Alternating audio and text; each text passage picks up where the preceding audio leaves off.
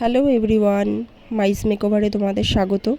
গতকাল হোলির দিন ছিল আমার একটা রিসেপশন ব্রাইড, তো চলে গিয়েছিলাম রানাঘাট।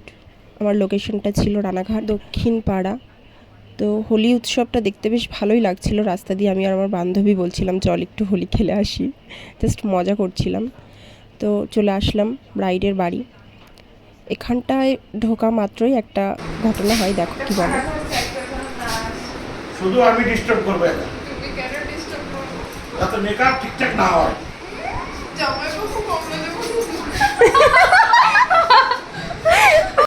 আচ্ছা বলো, তোমার কেমন মেকআপ চাই?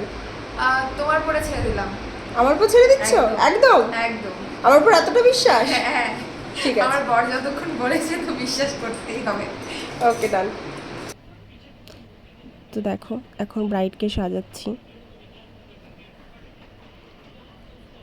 ব্রাইড ফোন দেখায় এত ব্যস্ত, ব্রাইড তো ঘুমিয়েও পড়েছিল, এত টায়ার্ড হয়ে গিয়েছিল।